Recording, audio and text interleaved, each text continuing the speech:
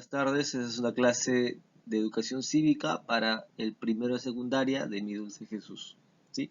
Yo soy el profesor Sebastián y vamos a la clase. Bien, el tema que toco hoy día es la diversidad cultural en el Perú. Entonces, primero debemos cuestionarnos qué es solamente diversidad cultural.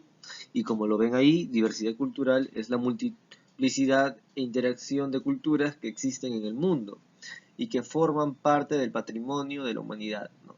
Esta se manifiesta también en el lenguaje, prácticas religiosas, tratamiento de la tierra, arte, música, estructura social, selección de cultivos, en la dieta y en muchos otros atributos de la condición humana.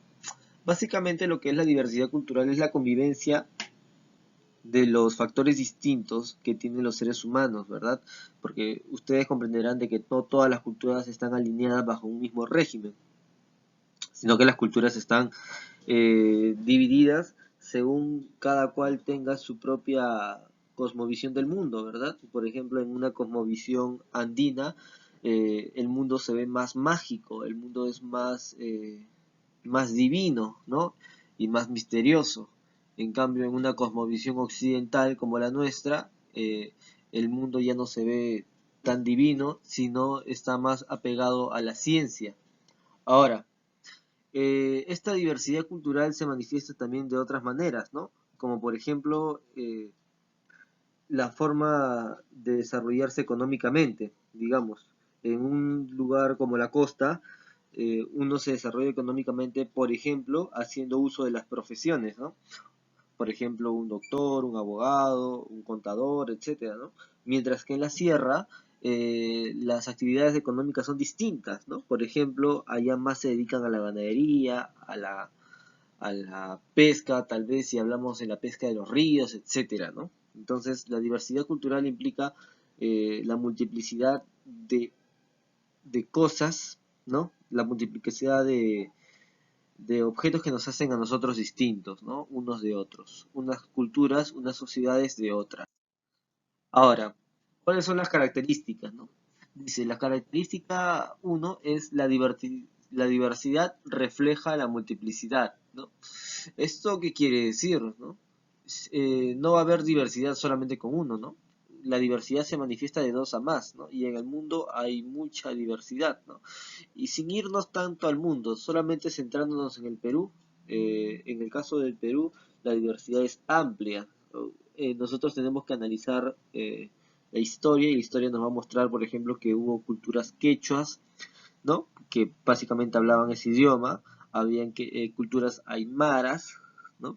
Más al norte, más están los cañaris, con otras lenguas, etcétera. Entonces, ustedes recuerden que cuando los españoles vinieron, no se encontraron con una sola etnia, que eran los incas, sino también se encontraron con varias etnias, los chancas, los huancas, los cañaris y otras etnias como las chachapoyas en la selva, etcétera, ¿no?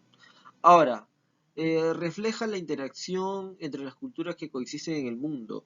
¿Por qué? Porque esas culturas no están aisladas, las culturas no se aíslan solas, sino que en la necesidad de supervivir tienen que relacionarse. Generalmente dos culturas se relacionan para mantener vínculos económicos. ¿Estamos bien? Por ejemplo, en el caso de los incas, hacían trueques con otras culturas porque lo que ellos tenían, ¿sí? Por ejemplo, ellos tenían papa y otros no tenían papa, entonces hacían el intercambio, ¿no? O cambiaban la papa por la carne, etcétera. Y eso era parte del trueque, que es intercambio. En el trueque no se usan monedas, ¿no? Entonces, las culturas interactúan entre sí generalmente porque quieren ellos subsistir económicamente, ¿no? Ahora, forma parte del patrimonio común de la sociedad porque las culturas básicamente le pertenecen a todos, ¿no? O sea, nadie es dueño de una cultura, ¿no? Sino que la cultura está entre nosotros. No es que tú digas, ah, este idioma es mío y así es, no. Sino que cada cultura es una más del mundo y debe ser respetada. Ahora, en el Perú la diversidad cultural está dividida en tres, básicamente en costa, sierra y selva, ¿verdad? Entonces, la cultura occidental está principalmente en la costa y en las grandes ciudades, Y eso es básicamente porque, por historia, ¿verdad? Los españoles más llegaron a la costa que a la sierra y a la selva, ¿no?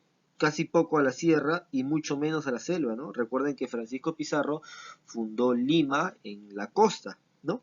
Ahora, segundo, la sierra tienen otras costumbres, medios económicos, etcétera. Eso es lo que les hablaba hace momento, ¿verdad? Los medios económicos de la costa que, básicamente son profesiones y en cambio en la sierra los medios económicos son la pesca, la agricultura, ¿no? La ganadería, etcétera, ¿no? Y el otro sector a veces muy olvidado es la selva, ¿verdad? La selva es el sector del que menos se conoce, pero tiene muchas etnias, ¿no? La selva tiene más de 40 idiomas, 40 lenguas, ¿no? Son lenguas que nosotros ni conocemos. En realidad el Perú es un país que tiene muchos idiomas, muchas lenguas, ¿no? Pero acá solamente se habla español y a veces quechua, ¿verdad? Entonces, habría que hacer una investigación también, ¿no? Para a ver si alguien quiere estudiar lingüística y se dedique a estudiar cada lengua en la selva, porque tiene un material muy rico para averiguar ahí, ¿verdad? La selva es el que tiene mayor diversidad cultural, ¿no? En la costa casi es todo uniforme, ¿verdad? Hay más gente en la costa, pero hay menor diversidad cultural en la costa. En la sierra hay un poco más de diversidad cultural porque conviven dos idiomas, ¿no? El quechua y el aymara, ¿no? En cambio en la selva conviven muchos idiomas árabes. Y bueno, eso sería todo por hoy y nos vemos la próxima clase. Chao chicos.